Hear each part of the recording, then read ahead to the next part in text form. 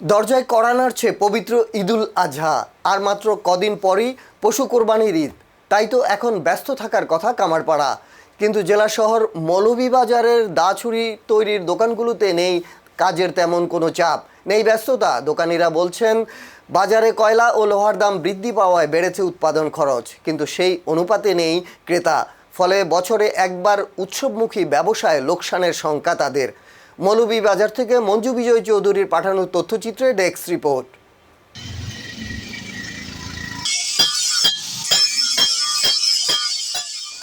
লোহার টুকরো আগুনে পুড়িয়ে সেগুলো পিটিয়ে দা ছুরি ছেনি সহ বিভিন্ন লোহার সরঞ্জাম তৈরির টুংটাং শব্দে মুখর এখন মৌলভীবাজারের বেড়ির পাড়। কেউ চুলোয় টানছেন ভাপি, কেউ বা দিচ্ছেন শান। দা ছুরি চাকু চাপাতি তৈরিতে দিনরাত ব্যস্ত কামাররা। কিন্তু সারা বছরের মন্দাভাবের সঙ্গে নিত্যপণ্যের ঊর্ধ্বগতির প্রভাব পড়েছে এখানেও। ফলে ক্রেতাদের উপস্থিতি ও চাহিদা দুটোই তুলনামূলক অনেক কম। তারপরও ছোট বড় বাজারগুলোতে কামাররা এখন পার করছেন কর্মব্যস্ত সময়।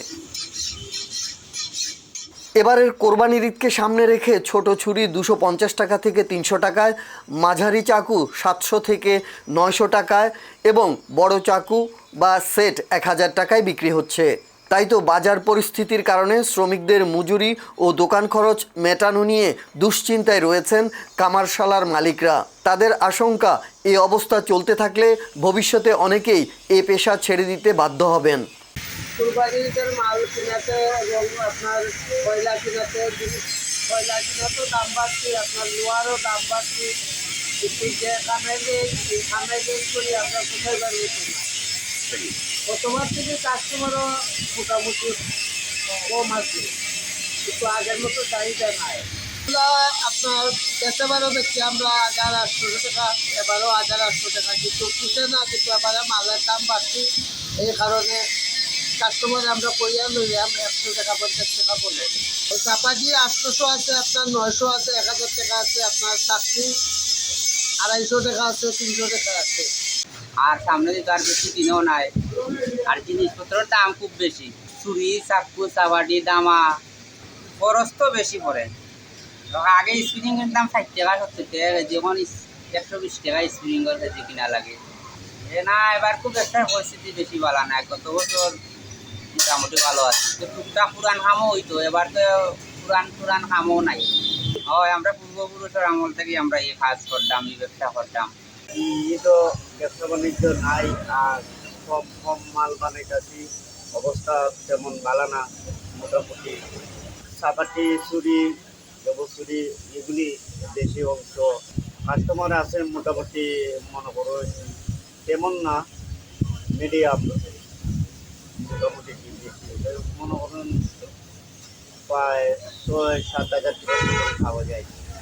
ঈদও আইলে আমরা দুটা টাকা পয়সা পাই, কাম করলে। অন জায়গাটা কাম নাই, আর বছর ধরে এবার ব্যাপারে কাম কম। ও চাবাটি, চাকু আর ও জিনিস, 3টা জিনিস দিতে আর নাই।